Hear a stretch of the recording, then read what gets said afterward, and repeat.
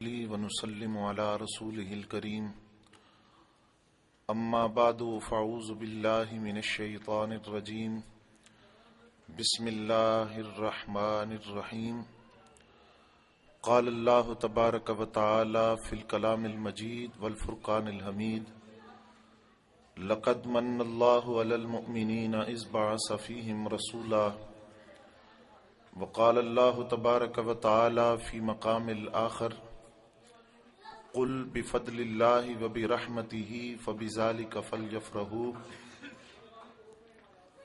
وقال الله تبارك وتعالى في مقام الآخر ربنا أنزل علينا مائدة من السماء تكون لنا عيدا لأولنا وآخرنا وقال النبي صلى الله عليه وسلم حیاتی خیر لکم ومماتی خیر لکم صدق اللہ مولانا العظیم وصدق رسولہ النبی الکریم ونحن على ذلك لمن الشاہدین والشاکرین والحمد للہ رب العالمین۔ سلام اس پر کہ جس نے بے کسوں کی دستگیری کی، سلام اس پر کہ جس نے بادشاہی میں فقیری کی، سلام اس پر جو امت کے لیے راتوں کو روتا تھا، سلام اس پر جو فرش خاک میں جھاڑے پہ سوتا تھا، سلام اس پر کہ جس نے اسرار محبت سمجھائے، سلام اس پر کہ جس نے پتھر کھا کر پھول برسائے، سلام اس پر کہ جس کے گھر میں چاندی تھی نہ سونا تھا، سلام اس پر کہ ٹوٹا بوریا جس کا بچھونا تھا۔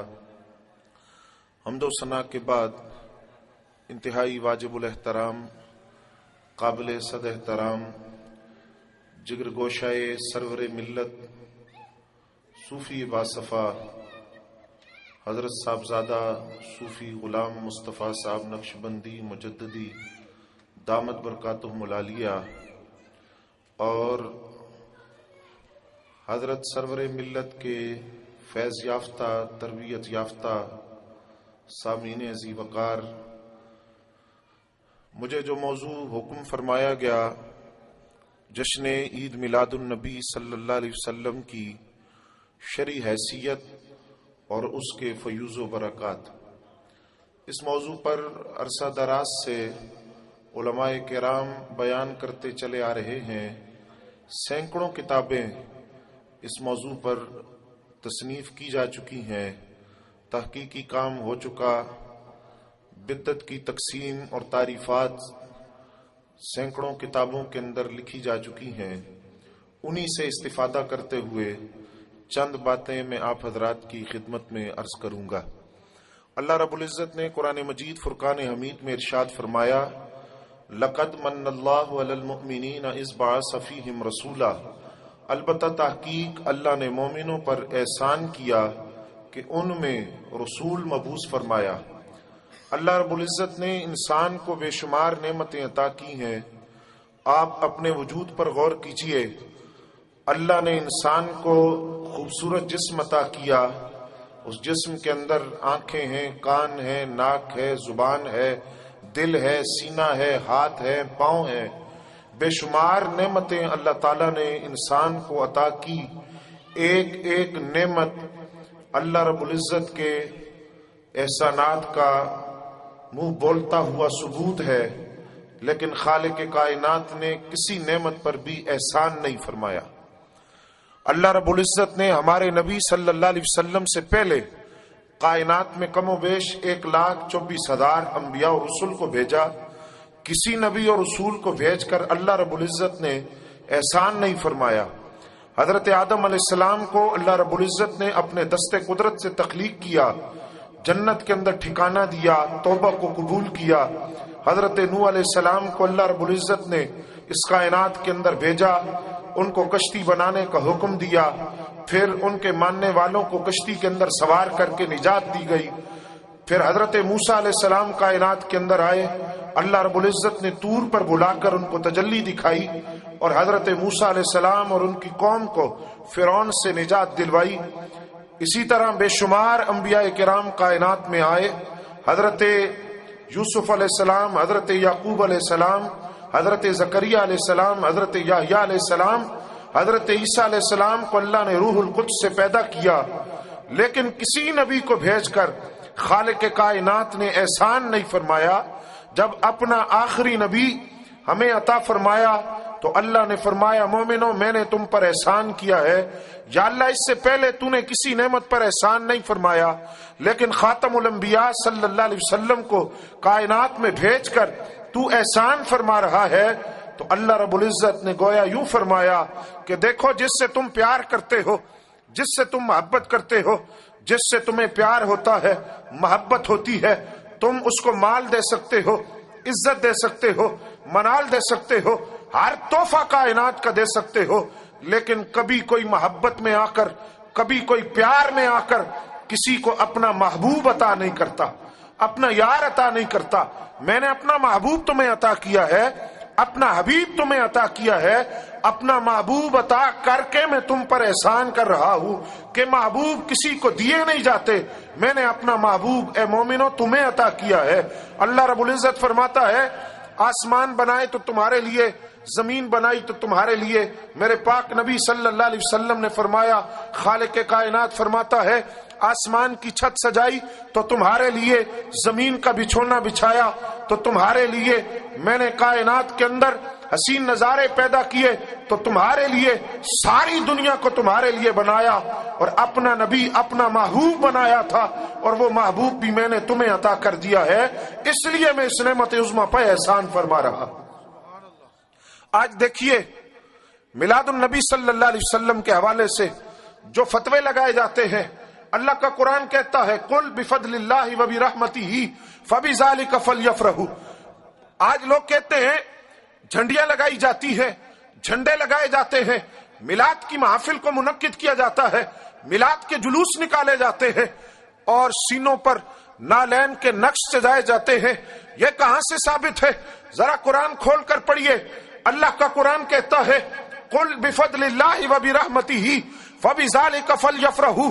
اے محبوب فرما دیجئے اللہ کا فضل اور اس کے رحمت کے ملنے پر خوشی منانی چاہیے۔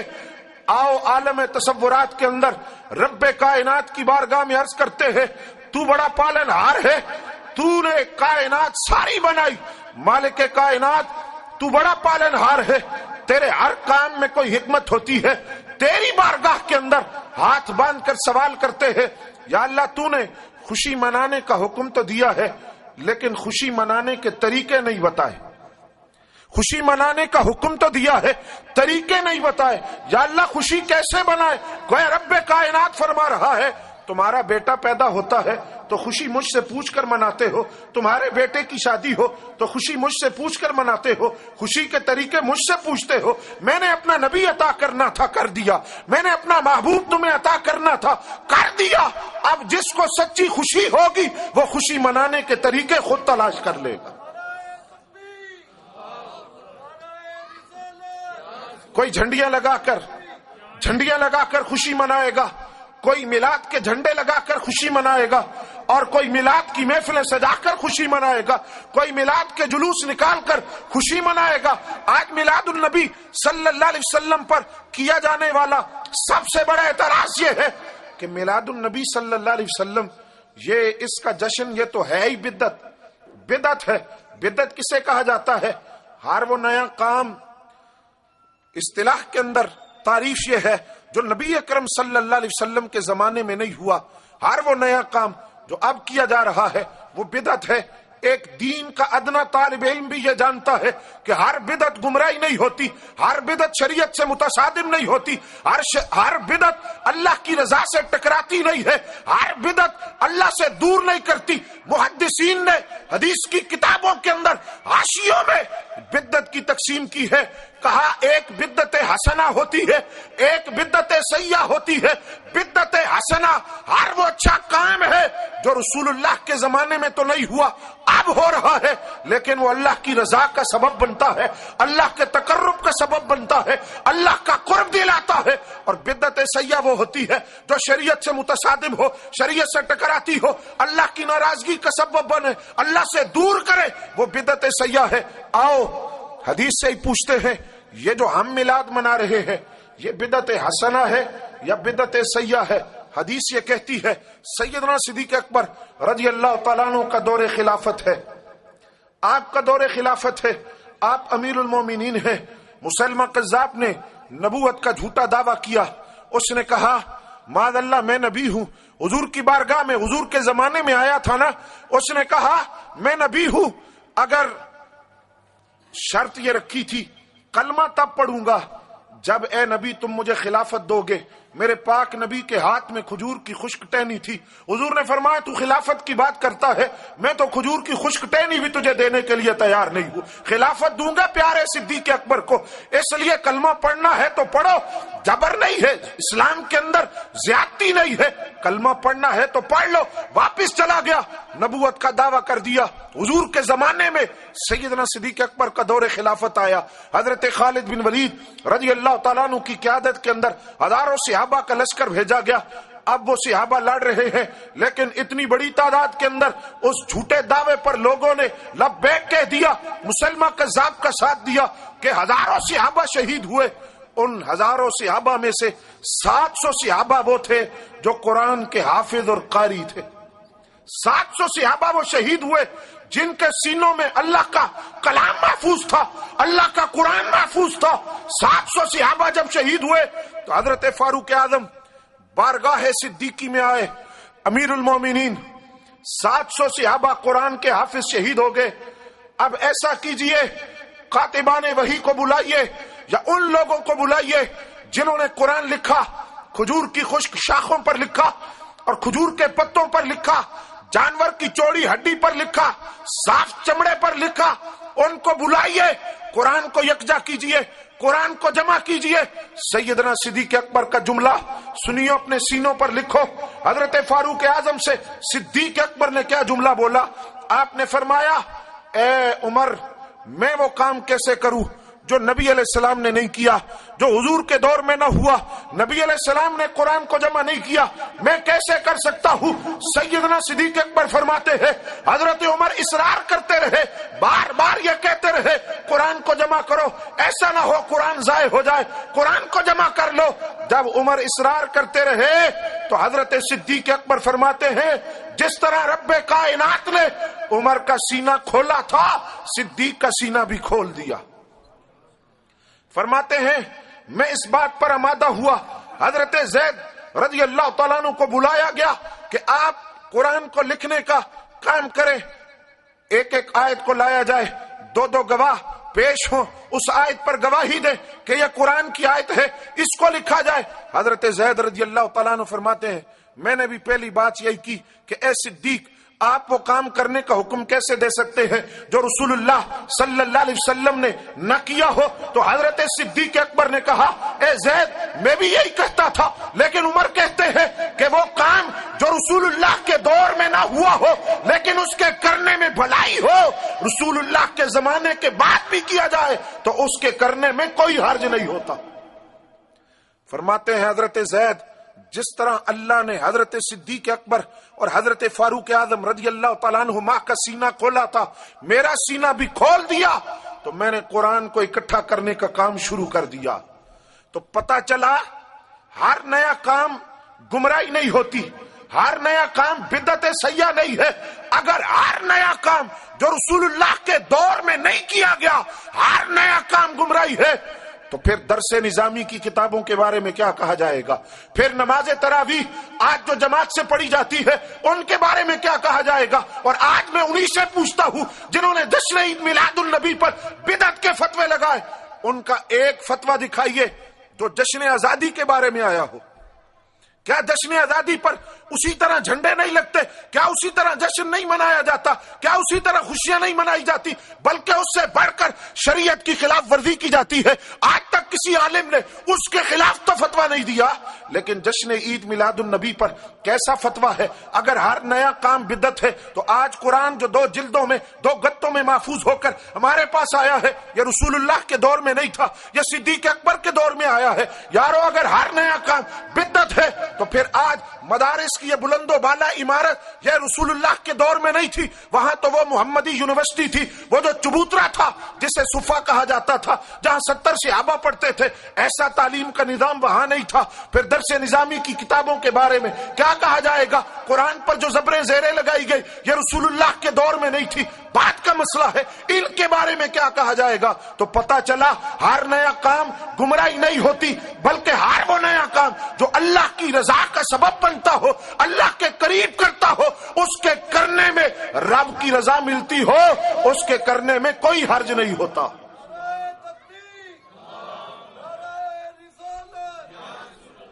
دیکھیے آج مغرب یہ چاہتا ہے، آج مغرب یہ چاہتا ہے مسلمانوں کے دلوں سے محبت رسول نکال دو۔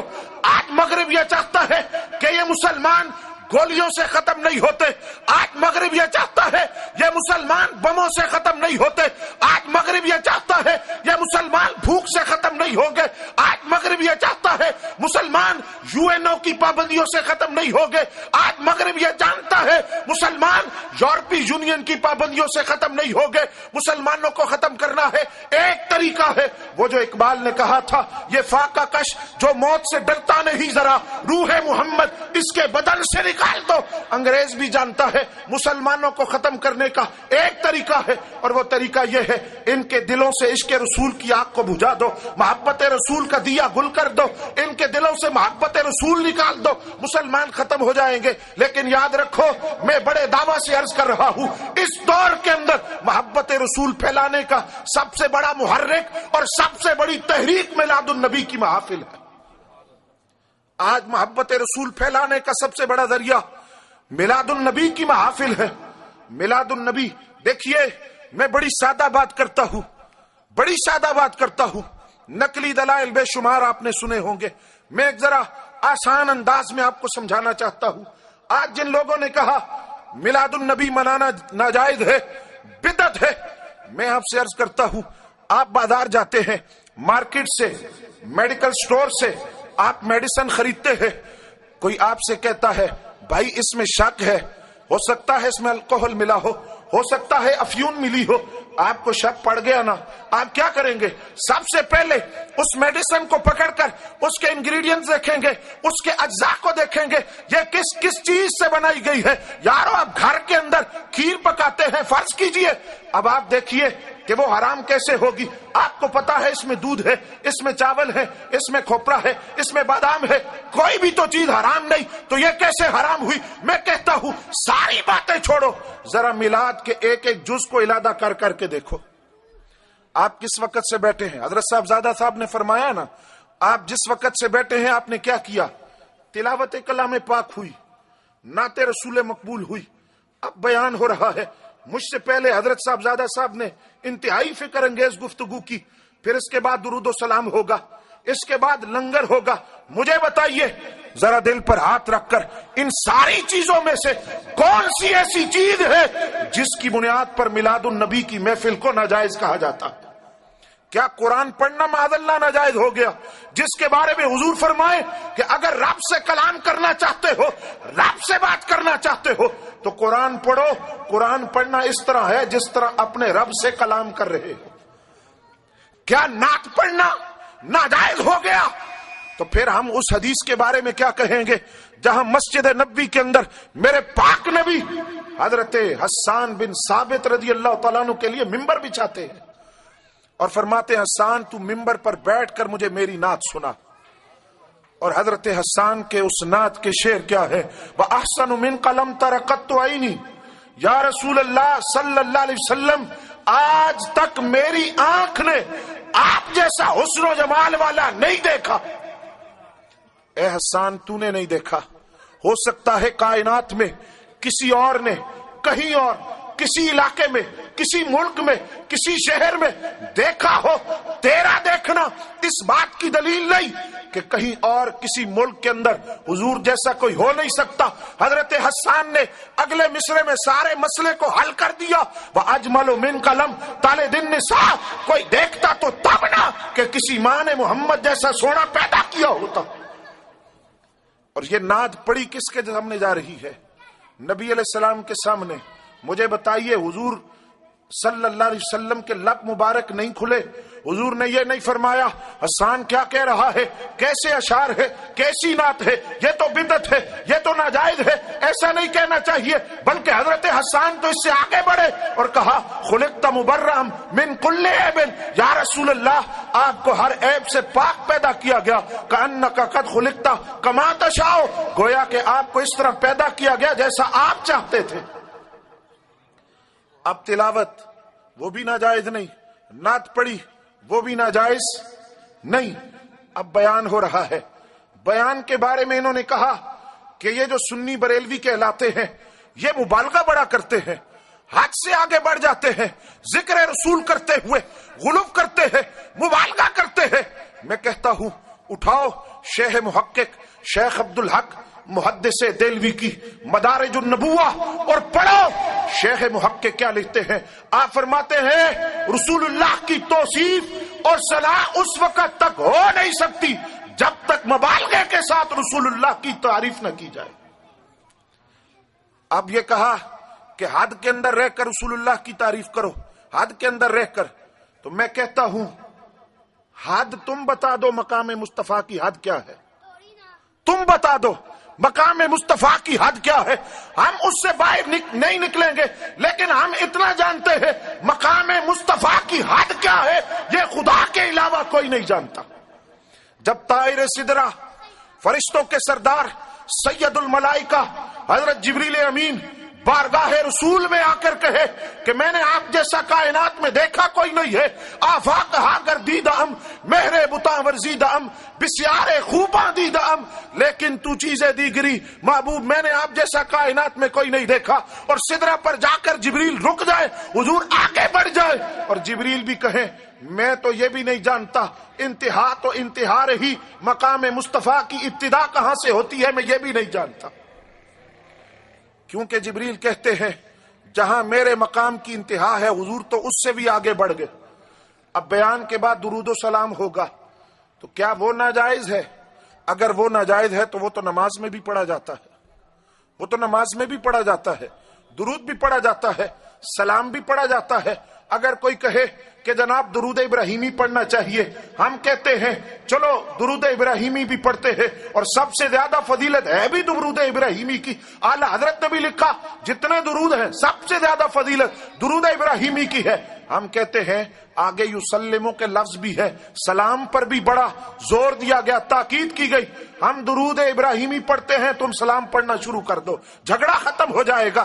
شیخ محقق شیخ عبدالحق محدث دہلوی کی بات سناتا چلوں، یارو یہ درود و سلام پڑھنا اگر ناجائز ہے تو شیخ محقق جو ہر مکتب فکر کے نزدیک ایک قابل اعتماد عالم ہے، مستند محدث ہے، اتنا بڑا امام ہے، وہ فرماتے ہیں کل قیامت کے دن ہو سکتا ہے میری نمازیں رد کر دی جائیں، ہو سکتا ہے میری دی ہوئی زکوٰۃ رد کر دی جائے، ہو سکتا ہے میرے حج رد کر دیے جائے۔ فرماتے میں اتنا جانتا ہوں کل قیامت کے دن اگر میرے سارے اعمال بھی رد کر دیے گئے تو ایک عمل کی وجہ سے میری بخشش ہو جائے گی۔ پوچھا گیا وہ عمل کیا ہے؟ کہا میں رسول اللہ کا میلاد سجاتا تھا اور ہاتھ باندھ کر نبی پر سلام پڑھا کرتا تھا۔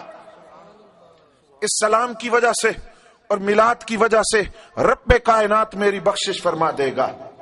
اب پتہ چلا، دیکھیے اگر یوں کہا جائے کہ محبت رسول کی محفلیں ضرور سجاؤ لیکن میلاد النبی کا عنوان نہ دو، ذرا توجہ کیجئے گا، اگر وہ کوئی کانفرنس سجائیں سیرت النبی کی ہو اس میں بھی تلاوت ہوگی، نعت بھی انہوں نے پڑھنا شروع کر دی، بیان بھی وہ کریں گے، میلاد النبی کی محفل میں بھی یہی ہو رہا ہے، تلاوت ہے، نعت ہے، بیان ہے. تو پتہ چلا اختلاف کس سے ہے؟ اختلاف ٹائٹل سے ہے، عنوان سے ہے، موضوع سے ہے. وہ جو ماتھے پر جھومر سجا ہے عید میلاد النبی کا، اختلاف اس سے ہے. اختلاف لفظ عید اور لفظ جشن سے ہے. عید نہیں کہنا چاہیے، جشن نہیں کہنا چاہیے. ارے کیوں نہیں کہنا چاہیے؟ عید کا معنی تو خوشی ہوتی ہے، جشن کا معنی تو خوشی ہوتی ہے. عید کے لفظ کو مقید عید الفطر کے ساتھ نہیں کیا جا سکتا، نہ عید الاضحیٰ کے ساتھ کیا جا سکتا ہے. شریعت مطہرہ یہ کہتی ہے جس دن خوشی نصیب ہو، ہر خوشی کا دن عید کا دن ہوتا ہے. حضور نے فرمایا یوم الجمعہ عید، جمعہ کا دن بھی عید کا دن ہوتا ہے. قرآن کہتا ہے حضرت عیسیٰ علیہ السلام نے بارگاہ رب العزت میں عرض کیا ربنا انزل علینا مائدۃ من السماء تکون لنا عیدا لاولنا وآخرنا. اے ہمارے رب، ہمارے لیے آسمان سے کھانا اتار تاکہ ہمارے اگلوں پچھلوں کے لیے وہ عید کا دن بن جائے. جس دن عیسیٰ علیہ السلام کے لیے آسمان سے کھانا اترے وہ دن عید کا دن ہو، تو جس دن کائنات میں نعمتیں تقسیم کرنے والا نبی آئے وہ دن عید کا دن کیسے نہیں ہو سکتا؟ اور دیکھیے الفاظ پر غور کیجئے، قرآن کے لفظ ہیں لأولنا وآخرنا، اگلوں پچھلوں کے لیے عید ہو جائے. کھانا تو ایک ہی دن اترا، مائدہ تو ایک ہی دن اترا، ایک ہی دن اترا، ایک ہی دن لوگوں نے کھایا. کچھ مخصوص لوگ تھے جنہوں نے اس نعمت سے فائدہ اٹھایا، جنہوں نے اس کھانے کو کھایا، جنہوں نے اس مائدہ کی نعمت سے فائدہ اٹھایا. لیکن عیسیٰ علیہ السلام کہتے ہیں کھانا اترے گا تو ایک ہی دن، لیکن بعد میں آنے والوں کے پہلے بھی اور آخری بھی اس دن کو عید کے طور پر مناتے رہیں گے، خوشی کے طور پر مناتے رہیں گے. کیوں؟ اس لیے کہ اس دن اللہ کی نعمت ملی ہے، اس دن اللہ رب العزت کی نعمت نصیب ہوئی ہے. اذان ہو رہی ہے، تھوڑی دیر ذرا اس بات پر غور کیجئے. حضرت عیسیٰ علیہ السلام فرما کیا رہے ہیں؟ یا اللہ وہ جس دن کھانا اترے گا وہ کھانا اترنے کا دن کیا ہوگا؟ فرمایا وہ جو میرے بعد میں آئیں گے ان بعد والوں کے پہلے بھی اور بعد والے بھی ہر اس دن خوشی منایا کریں گے جس دن تو کھانے کی نعمت ہمیں عطا کرے گا. تو پتہ چلا ہر خوشی کا دن عید کا دن ہوتا ہے. حضرت انس بن مالک رضی اللہ تعالیٰ عنہ کی روایت ہے، آپ فرماتے ہیں مومن کی زندگی کے اندر 5 اور دن بھی عید کے ہوتے ہیں. باقی عیدوں کے علاوہ 5 اور دن بھی عید کے ہوتے ہیں. درۃ الناصحین کی روایت ہے، پوچھا گیا وہ 5 دن کون سے ہیں؟ فرمایا پہلا دن وہ جس دن مومن کوئی گناہ نہ کرے، رات کو بستر پر لیٹے اپنا احتساب کرے آج میں نے کوئی گناہ نہیں کیا جس کی وجہ سے مجھے پوچھا جائے گا. فرمایا وہ دن بھی اس کے لیے عید کا دن ہے. دوسرا دن وہ جس دن وہ سلامتی کے ساتھ دنیا سے رخصت ہو وہ دن بھی عید کا دن ہے. تیسرا دن وہ جس دن وہ فرمایا پل صراط پر پیش کیا جائے گا، اس دن بھی اگر پل صراط سے خیریت سے گزر گیا وہ دن بھی عید کا دن ہے. جس دن امن کے ساتھ جنت میں داخل کیا جائے گا وہ دن بھی عید کا دن ہے. اور فرمایا 5واں جس دن وہ اللہ کا دیدار کرے گا وہ دن بھی مومن کے لیے عید اور خوشی کا دن ہوتا ہے. حضرت انس بن مالک نے یہاں ایک عید میلاد النبی پر جھگڑا تھا، ایک عید میلاد النبی پر جھگڑا تھا، اس کو عید نہ کہو. انس بن مالک نے 5 اور دن بتا دیے کہ ان کو بھی عید کہا جاتا ہے. اب دیکھیے ایک اعتراض یہ بھی کیا جاتا ہے کہ کیا جب ہر سال ولادت کا جشن منایا جاتا ہے، ہر سال میلاد النبی کی خوشی منائی جاتی ہے، تو کیا ہر سال نبی علیہ السلام کی ولادت ہوئی؟ کیا ہر سال حضور پیدا ہوئے کہ ہر سال خوشی منائی جاتی ہے؟ میں ذرا آپ کی توجہ چاہوں گا، بڑی پتے کی بات ہے. کیا ہر سال حضور کی پیدائش ہوئی، ہر سال حضور کی ولادت ہوئی، ہر سال حضور کی ولادت کی خوشی کیوں منائی جاتی ہے؟ میں عرض کروں گا کہ ہر سال لیلۃ القدر میں جشن نزول قرآن بھی تو منایا جاتا ہے. ہر سال لیلۃ القدر میں جشن نزول قرآن بھی تو منایا جاتا ہے. توجہ ہے نا آپ کی بات کو، آپ سمجھ رہے ہوں گے. ہر سال رمضان آتا ہے تو رمضان کی آخری طاق راتوں میں لیلۃ القدر کو تلاش کیا جاتا ہے. یارو اس کا کیا مطلب ہے؟ لیلۃ القدر کی فضیلت قرآن نے اس وجہ سے بیان کی ہے کہ اس میں قرآن اترا تھا. تو کیا ہر سال لیلۃ القدر منانے کا مطلب یہ ہے کہ اس میں قرآن اترا تھا؟ نہ، مطلب یہ ہے قرآن تو وہی ہے جو 1500 سال پہلے اترا تھا، لیکن جب ہر سال رمضان آتا ہے تو لیلۃ القدر کی وہی برکتیں لوٹ کر آ جاتی ہے، لیلۃ القدر کی وہی رحمتیں لوٹ کر آتی ہے، لیلۃ القدر میں وہی فرشتوں کا اترنا لوٹ کر آتا ہے، لیلۃ القدر میں وہی سید الملائکہ کا زمین پر آنا لوٹ کر آتا ہے. تو پتہ چلا قرآن تو ایک ہی بار اترا لیکن جشن ہر سال منایا جاتا ہے. اسی طرح میرے پاک نبی آئے تو 1500 سال پہلے ہے لیکن میلاد کی خوشی قیامت تک ہر سال منائی جاتی رہے گی.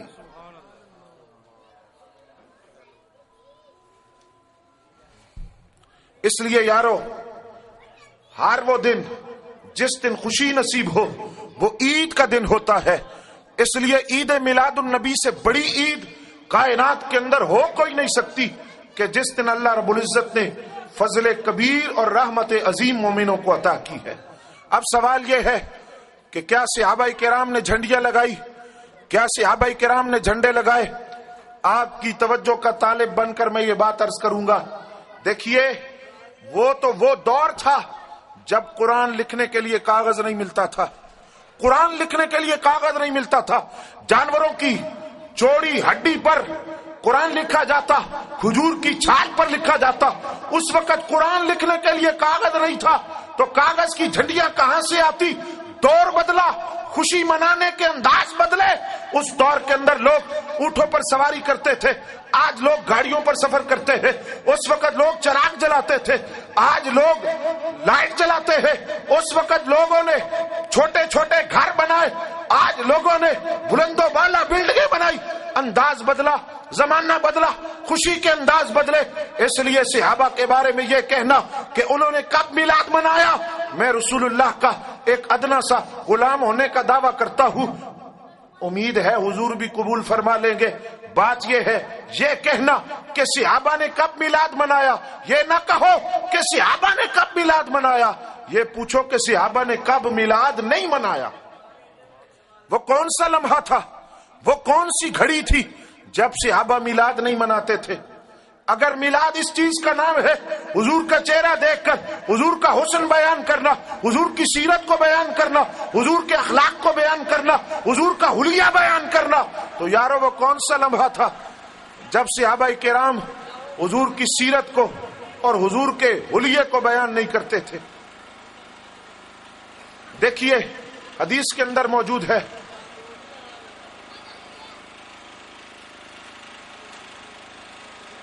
دور کے اندر جو بھی صحابی بارگاہ رسول میں آتا تو حضور کے چہرے کی تعریف کرتا، حضور کی سیرت کی تعریف کرتا، حضور کے اخلاق کی تعریف کرتا، اور اسی کو تو میلاد کہا جاتا ہے. اور وہ حدیث جو مسند امام احمد بن حنبل کے اندر موجود ہے، سنن ابی داؤد کے اندر موجود ہے، وہ حدیث یہ ہے، میرے پاک نبی ایک دن کاشان اقدس سے نکلے، آپ نے دیکھا صحابہ کرام مسجد نبوی میں جمع ہے اور مل کر آپس میں گفتگو کر رہے ہیں. میرے پاک نبی صلی اللہ علیہ وسلم نے پوچھا، اے میرے صحابہ بتاؤ آپس میں کیا باتیں کر رہے تھے؟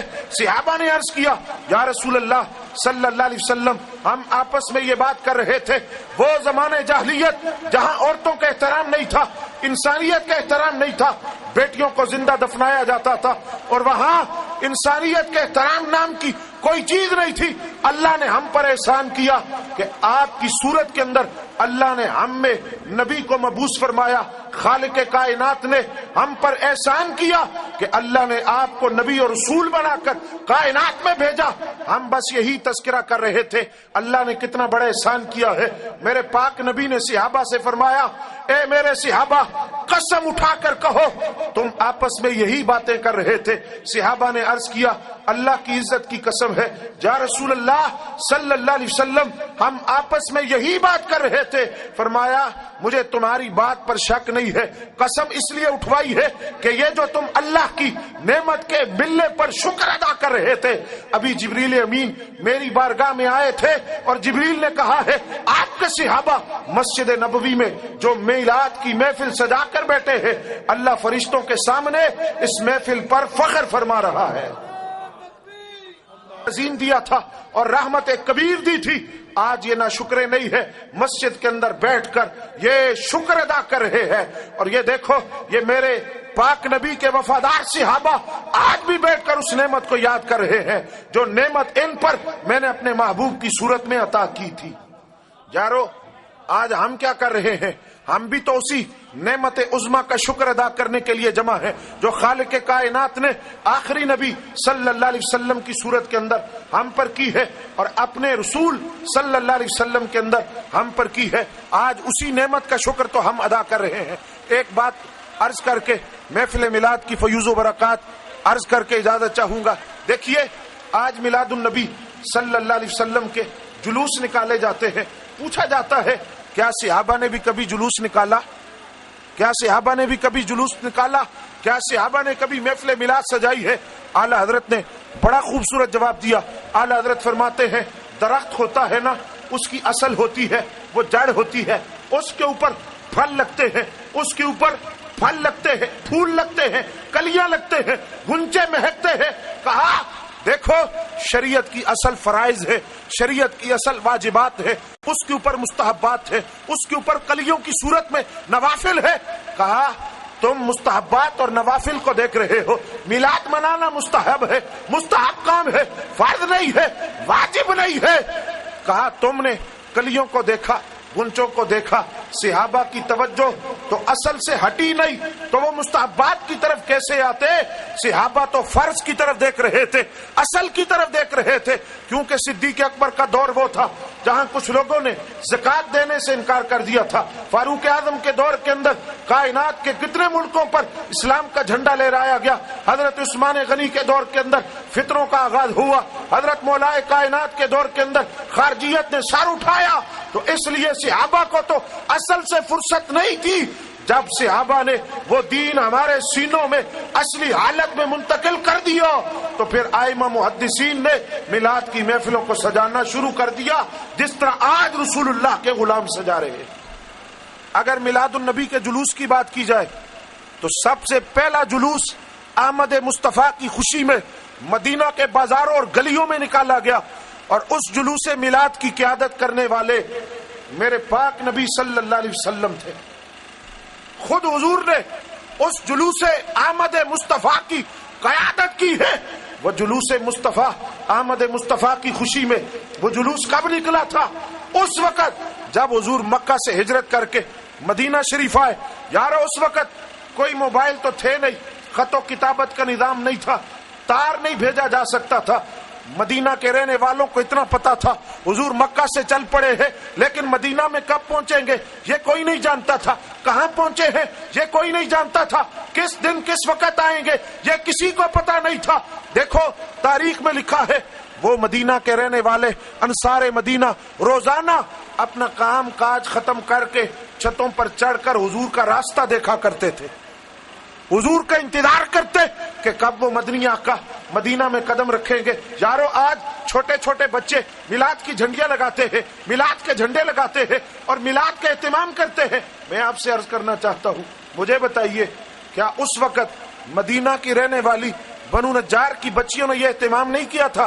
کیا حدیث اور تاریخ کی کتابیں یہ نہیں بتاتی کہ جب حضور مدینہ ہجرت کر کے آ رہے تھے بنو نجار کی وہ بچیاں روزانہ وہاں مل کر بیٹھتی تھی، ان کی میٹنگ ہوتی تھی، اور میٹنگ میں کیا ہوتا تھا؟ ایک بچی کہتی تھی نعت کون تیار کرے گا، دوسری کہتی تھی نعت میں لکھ لوں گی، پھر دوسری کہتی تھی اچھا یہ بتاؤ جب حضور آئیں گے تو ان کے آنے کی خبر کون دے گا؟ تو ایک بچی کہتی تھی میں بہت تیز دوڑتی ہوں، میں سہیلیوں کے گھروں میں جا کر ولادت آمد مصطفیٰ کی خبر دوں گی۔ اور ایک سہیلی نے کہا کہ اس وقت اس میلاد کی جو دھن ہے، وہ جو نغمہ ہم نے گانا ہے، تالا البدر علینا کے جو گیت گانے ہیں، اس کی دھن میں بناؤں گی۔ کیا آج اسی طرح بچے آمد مصطفیٰ کی خوشیاں نہیں منا رہے؟ اس وقت بھی تو وہ بنو نجار کی بچیاں یہی تو کر رہی تھی۔ کیا حضور نے انہیں منع کیا؟ مجھے بتائیے ان کو کس نے بتایا تھا؟ حضور مدینہ آ رہے ہیں، کوئی اپنے گھر میں جھاڑو لگا رہی ہے، اپنی ماں سے سنتی ہے، مدینہ سے آقا چل پڑے ہیں۔ کوئی گھر میں برتن دھوتی ہے، اپنی ماں سے سنتی ہے، مدینہ سے آقا چل پڑے ہیں۔ وہ بنو نجار کی بچیاں روزانہ میٹنگ کرتی تھی، رسول اللہ جب آئیں گے تو آمد مصطفیٰ کی خوشی ہم نے کیسے منانی؟ اب جب حضور آئے تو حدیث کی کتابیں اٹھا کر دیکھے، ہزاروں صحابہ اکٹھے تھے، انصار مدینہ کتنے صحابہ تھے جو اکٹھے تھے، مدینہ کی گلیوں میں شور پڑا ہوا تھا اور ہر طرف خوشیاں منائی جا رہی تھی۔ اور اس دن جنادون محمد و رسول اللہ، ہر طرف یا محمد یا رسول اللہ کے نعرے لگائے جا رہے تھے۔ کیا وہی کام آج سنی نہیں کر رہے؟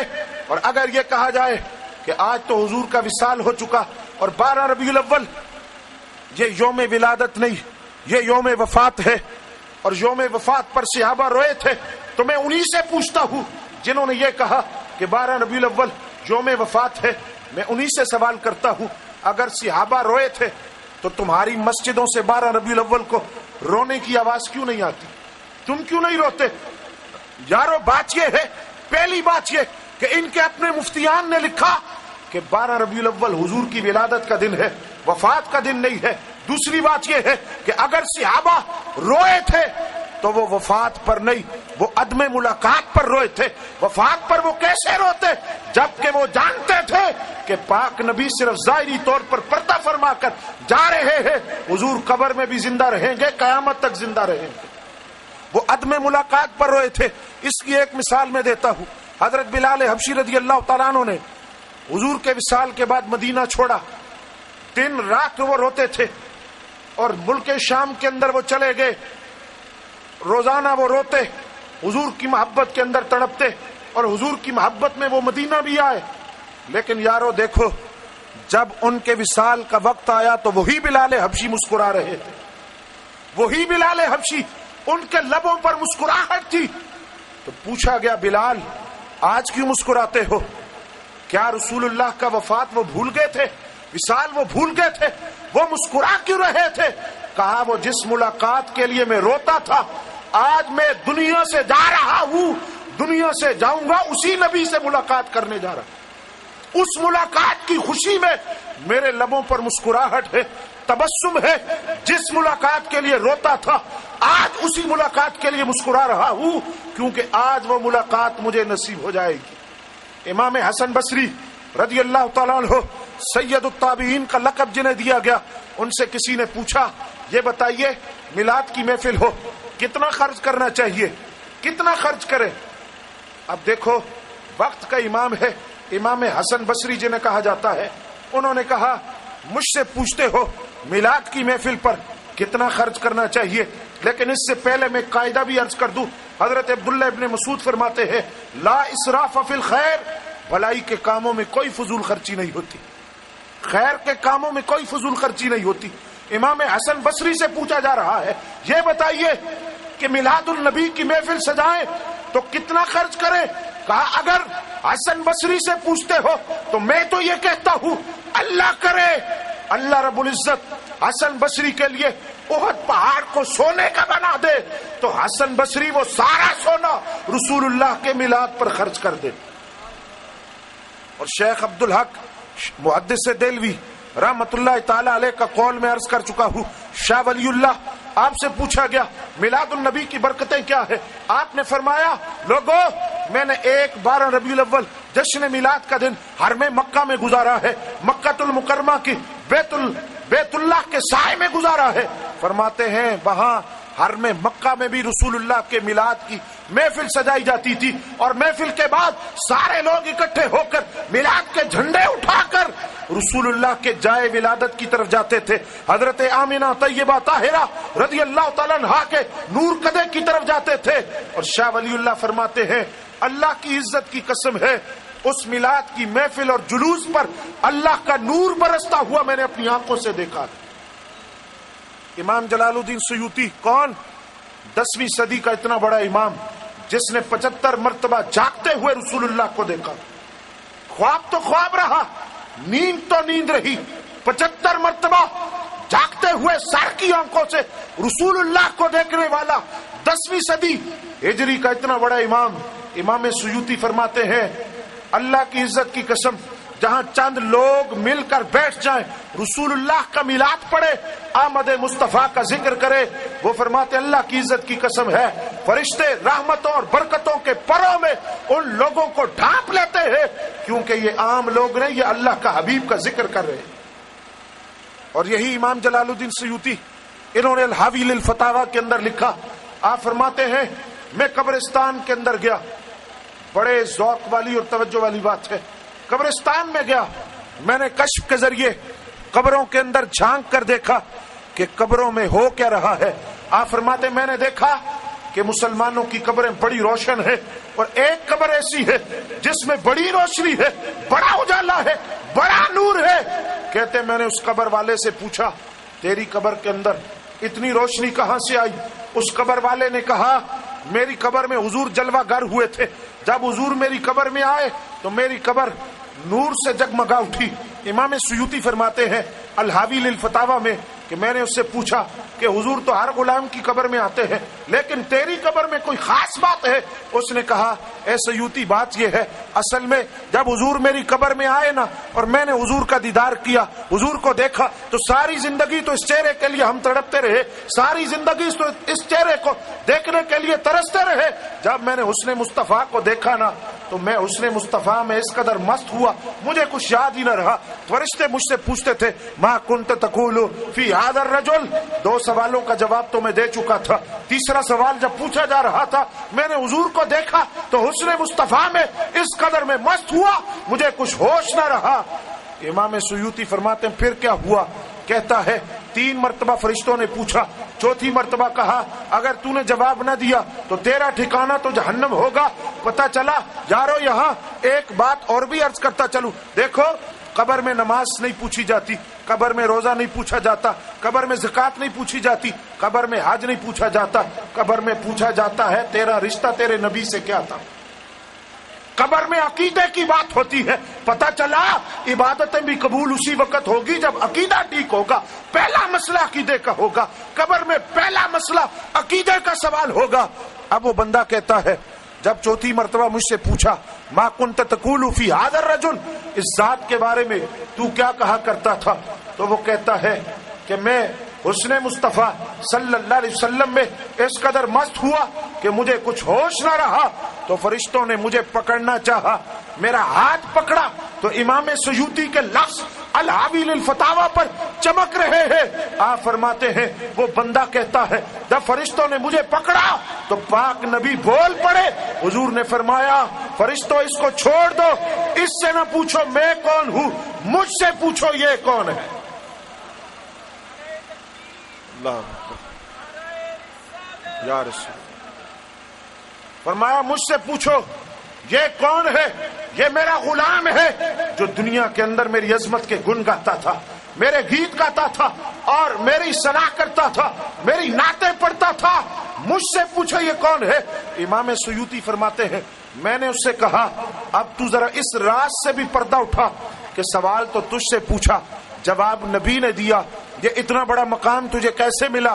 اس نے کہا اصل میں بات یہ ہے جب میں دنیا میں زندہ تھا تو اس وقت میرا معمول یہ تھا, میرا طریقہ یہ تھا کہ میں سال کے 12 مہینے اپنی کمائی میں سے تھوڑا تھوڑا تھوڑا تھوڑا اکٹھا کرتا رہتا.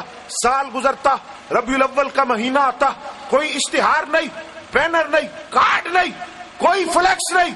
کہا بس اتنا کرتا تھا, لنگر پکا کر گھر کے دروازے پر کھڑا ہوتا, کوئی رسول اللہ کا عاشق گزرتا, میں اس کا ہاتھ پکڑ کر کہتا لنگر محمدی پک کر تیار ہے, آؤ مل کر رسول اللہ کی ولادت کا جشن مناتے. کہا میں حضور کی ولادت کا جشن مناتا تھا, محفل میلاد کا صدقہ اللہ نے اتنا کرم کیا کہ آج قبر میں نکیرین آئے, سوال وہ مجھ سے پوچھتے تھے, جواب میرا نبی عطا کرتا تھا. اب آخری بات عرض کر دوں, آخری بات دیکھیے, ایک عقلی بات کر رہا ہوں, بڑی سادہ بات کر رہا ہوں. دیکھیے میلاد النبی کا موسم فرق کرنے کا موسم ہے، دنیا کو میسج دینے کا موسم ہے، دنیا کو پیغام دینے کا موسم ہے، دنیا کے سامنے اپنی شناخت کروانے کا موسم ہے۔ یارو بڑی سادہ بات ہے، آپ کے گھروں پر مسلم لیگ کا جھنڈا لگا ہو، دیکھنے والا کیا کہتا ہے؟ یہ مسلم لیگ والا ہے۔ آپ کے گھروں پر پی پی کا جھنڈا لگا ہو، دیکھنے والا کیا کہتا ہے؟ یہ پی پی کا بندہ ہے۔ آپ کے گھروں پر پی ٹی آئی کا جھنڈا لگا ہو، دیکھنے والا کیا کہتا ہے؟ یہ تحریک انصاف والا ہے۔ سنیو، اپنی قسمت پر ناز کرو۔ تمہارے گھروں پر میلاد کے جھنڈے دیکھ کر، نالین والے جھنڈے دیکھ کر، درود والے جھنڈے دیکھ کر، تمہارے میلاد کی محفلیں دیکھ کر اور تمہارے سینوں پر نالین کے نقش دیکھ کر ساری دنیا کو پتا چل گیا مصطفیٰ والے کون ہیں۔ وہ کون ہیں جن کو رسول اللہ کی آمد کی سچی خوشی ہے؟ وہ کون ہیں جن کو ولادت مصطفیٰ کی حقیقی خوشی ہے؟ وہ کون ہیں جن کو اپنے نبی کی آمد کا سچا پیار اور سچی محبت ہے کہ حضور کائنات کے اندر جلوہ گر ہوئے؟ یہ میلاد کے جھنڈوں نے بتایا ہے، جھنڈیوں نے بتایا ہے، یہ نالین کے نقش نے بتایا ہے، میلاد کی محافل نے بتایا ہے، میلاد کے جلوس نے بتایا ہے کہ اس دنیا میں مصطفیٰ والے کون ہیں اور پاک نبی سے سچا پیار کرنے والے کون ہیں۔ اور یاد رکھیے، جس مکان کے اندر، جس جگہ میں، جس بازار کے اندر، جس گلی میں، جس محلے میں، جس مسجد میں رسول اللہ کے میلاد کی محفل سجائی جاتی ہے، امام سیوطی کے لفظ ہیں، فرمایا سارا سال خیر و برکت اپنا ٹھکانہ اس مقام کو بنا کر رکھتی ہے۔ خیر و برکت اس مقام سے دور نہیں ہوتی، سارا سال وہاں اللہ کی رحمتیں برستی ہے۔ اور فرمایا جس مراد اور جس مقصد کے لیے سجائی جاتی ہے، رب محفل میلاد کا صدقہ اس مراد اور اس مقصد کو پورا کر دیتا ہے۔ یہ ہے جشن میلاد النبی کی شرعی حیثیت۔ بات تو بڑی طویل ہو سکتی ہے، دلائل کے انبار لگائے جا سکتے ہیں۔ کیوں؟ اس لیے کہ ہمارے علماء نے، ہمارے اکابر نے، ہمارے اسلاف نے اس پر ہزاروں کتابیں لکھی ہیں، ہزاروں تحقیقی کام کیا ہے۔ مختصر وقت کے اندر جو چیدہ باتیں میں عرض کر سکتا تھا وہ میں نے آپ کے سامنے عرض کر دی ہے، اور اس کی فیوض و برکات ائمہ محدثین کے روشنی کے اندر آج جنہوں نے ناجائز کہا ان سے یہ پوچھنا چاہیے کہ امام قسطلانی نے کیوں اس کو بابرکت لکھا، امام جزری نے کیوں بابرکت لکھا، امام ابن حجر اسقلانی نے کیوں بابرکت لکھا، ملا علی قاری نے کیوں بابرکت لکھا؟ یہ سارے میلاد منانے والے تھے اور یہ سارے میلاد کو بابرکت قرار دے رہے ہیں۔ تو پھر ہم ان کی مانیں یا تمہاری مانیں، لیکن ہم انہی کی مانیں گے جو جاگتی ہوئی آنکھوں سے بھی رسول اللہ کا دیدار کیا کرتے۔ میں ایک مرتبہ پھر حضرت جگر گوشہ سرور ملت صوفی غلام مصطفیٰ صاحب نقشبندی مجددی دامت برکاتہم العالیہ کا انتہائی مشکور ہوں۔ انہوں نے بندہ ناچیز کو اس قابل سمجھا کہ وہ آپ کے سامنے حاضر ہو کر کچھ باتیں اپنے موضوع کے متعلق میں آپ کے سامنے عرض کرتا۔ میں نے حد الوسع کوشش کی ہے کہ اس موضوع پر چند باتیں میں آپ حضرات کے سامنے عرض کر سکوں۔ اگر گفتگو کے دوران مجھ سے کوئی کوتاہی غلطی ہوئی ہو، اللہ رب العزت کی بارگاہ میں درخواست ہے وہ اسے معاف فرمائے اور میری اور آپ کی حاضری کو اپنی بارگاہ میں قبول و منظور فرمائے۔